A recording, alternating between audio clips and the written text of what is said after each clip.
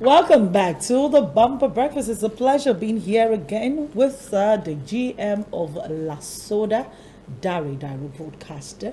When he comes here, he wears two caps, the cap of a broadcaster and that of La Soda. But this morning, I think we're just sticking to La Soda. Good morning, Dari. Good to have you here. And I've not seen you since your 50th birthday that you refused to take me out and send me the cake for and all that and all. So don't worry. Don't worry. We'll talk about First attack, Shay. But you know the way we do it. You're so busy, you stood me up. You want the old people to know? Okay. Let's not do You this. stood me up. So is it happy birthday in Arias? Good morning. Thank you very much. I said off camera, this is the first time we're on this table together. Oh, yes. But you know each other, but you're not on this table together. Most of the times my schedule doesn't fall into when it comes around. So good to have you this morning. Nice to be here. And happy birthday in Arias. Thank you very much. Anyway, we she might not, but I do eat cake in Arias, you know. No. They still do make cakes in areas. They make cakes in areas. These things can be added. We're talking this morning about fighting poverty among people with a disability. Now, quite a number of people do not know what La Soda stands for, so we begin our conversation from there. You have a child, you have a brother, you have a friend, you have a neighbor who is a person with disability. There is an office in Lagos called La Soda. What do you do at La Soda? Thank you very much. Lagos State is La Soda is the Lagos State Office for Disability Affairs. Okay. It's an agency created by law to ensure that all programs and activities of government has disability issues and concerns of persons with disability mainstreamed in all of them.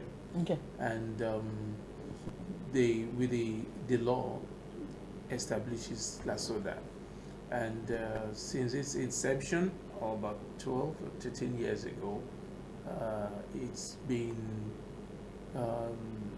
saddled with that responsibility of ensuring across all sectors, education, health,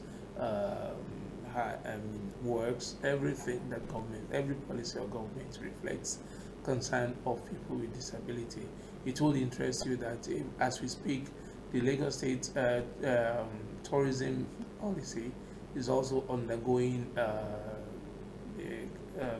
like a revamp or like yes, like an amendment to adequately capture concerns of people with disability. But already also, because that would speak across all sectors and programs of government.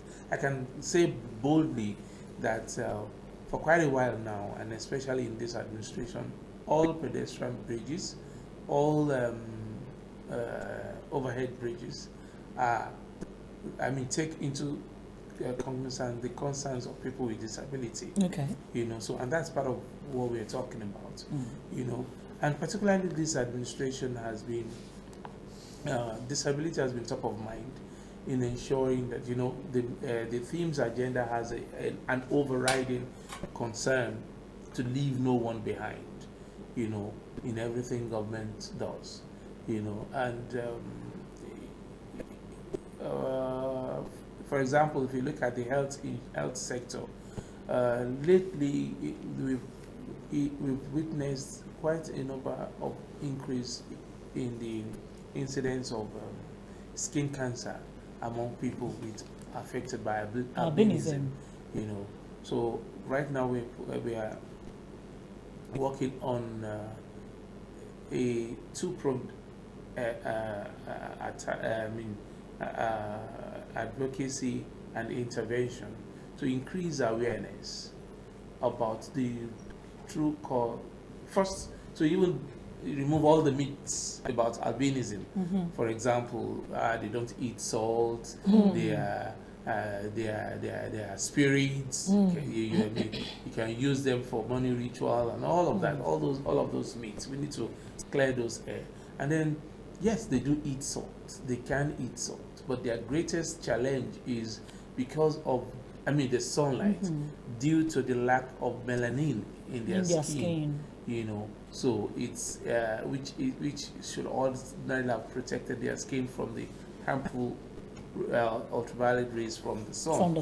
So we need to create awareness about that, because once it gets onto the level of skin cancer, it's expensive to manage, and it could be deadly if not adequately, So, and also will provide some intervention in terms of the medication, simple skin lotion, Ephelix, Fluorosil, which is from the office of Lasoda, yes. Which people are not aware of. So, yes, let's begin with that this morning, calling on parents with children with albinism. If your child is an albino and you are hiding a child in the house, you don't give the child salt, you can actually visit the office of Lasoda. Where exactly is your office? Lasoda is inside the State Secretariat, behind Ministry of Works, between Ministry of Works and Ministry of Justice. That little building sandwiched in between.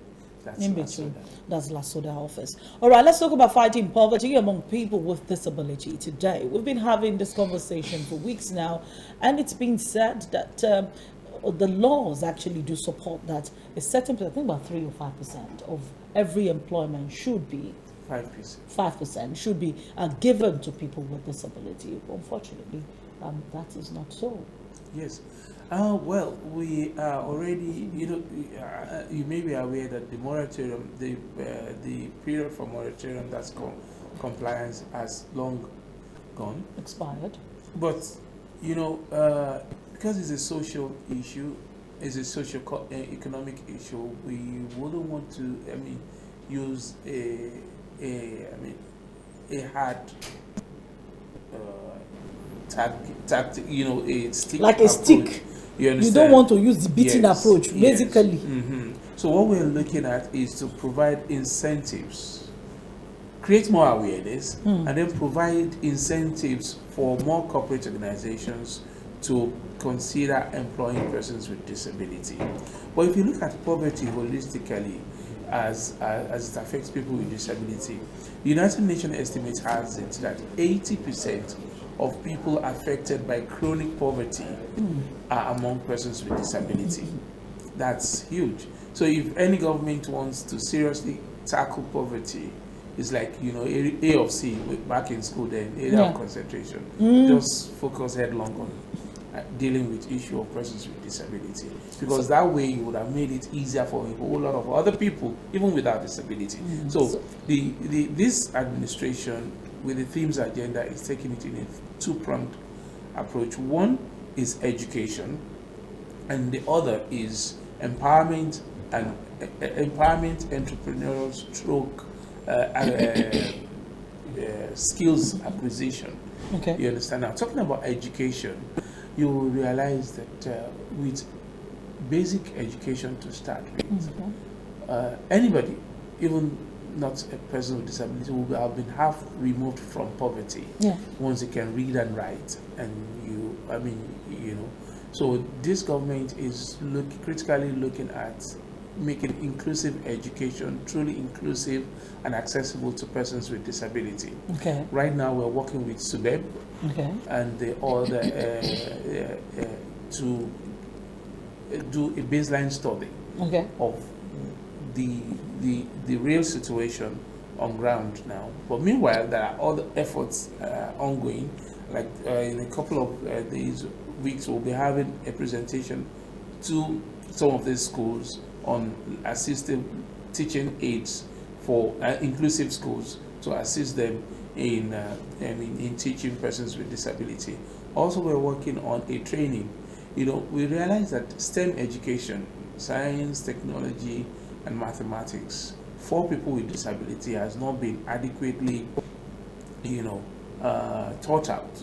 So that's why you see, there are fewer people with disability in those fields. The sciences, you understand, it's almost as if just about every blind graduate is a lawyer. That's true. Yeah, that's true. So more. Let me take you up on the aspect of entrepreneurship. How do you your ministry, so to speak? Your agency now. How do you go about this? Because I have a first-hand example. I have a friend that is disabled, physically challenged, and I know she's a graduate. and she's been here and there and everything every time. And I know that there was a time she was in unemployment, and because of her disability, it worked against her. And after then, she tried one or two, and she's been over the years she's been trying to do one or two things on our own. And I tell you, it's really not been easy. Even patronage is even a challenge at times, you see, because now she even with the business she does. Yes, you see, because at times one, the funds are not there because she's limited in so many ways. Two, she might not be able to reach out to our customers like I would reach out to my customers. And in a whole lot of ways she's shortchanged. And I speak about her and 1,001 people like her outside there. So what are you people, what is your agency doing about all of this? Thank you very much. I have about 2 minutes to answer that, because 1 minute, Seth, because I want to know what this is. Yeah, well, this is part of the answer to that question. Yes, indeed, for any person with disability in business, for example, you need to try twice, if not 3 times as hard as other people to succeed. Because when you go to source your goods, source your materials, I mean, if perhaps you have a mobility aid, you use a mobility aid like mine, or a wheelchair, an average danfo would not want to take you, because that extra wheelchair, he'll be thinking how much he would gain if he carry the market woman with his bag of sack of potato or oranges from the market. He can charge that woman, but he won't be able to charge you your wheelchair, and you have occupied that space. In fact, even the time to pack your wheelchair and put it there is too much for him to consider, because they always stop at the wrong places, and they're afraid of last man coming to reprimand them to do that. So it's challenging for persons with disability, and all the, except you have to take taxis back and forth, and that's an extra cost for your business. So I think part of what we are in cognizance of this challenge, we're looking at business clusters. Business clusters where it will now be easier to create tailor-made business support solutions for them. And another thing that that's a challenge for people with disability is maybe because of the exclusion, it has also affected their social communication skills. It makes it more challenging to come together and form synergies. Okay, I don't know what business he's doing, whether he's into buy and selling. She's into fabrics. Fabrics, good. Does she know other people in similar business that they can pool resources together? If they can come up, because like even before I became the GM, at a point we introduced a business support for persons with disability who are in the transport business, particularly the Keke Marwa. Because we knew that at a point in time, as development is progressing in Lagos State, that might be phased out. Yeah. So what we would do is took about 25 of them on a journey that from that Marwa to a BRT. So we picked a few of them who already have at least one running. We took them through business training, entrepreneurial training, and all of that, and then we get them loan to buy one extra Marwa. And in less than a year, 7 of them that scaled through that process paid in full for that loan.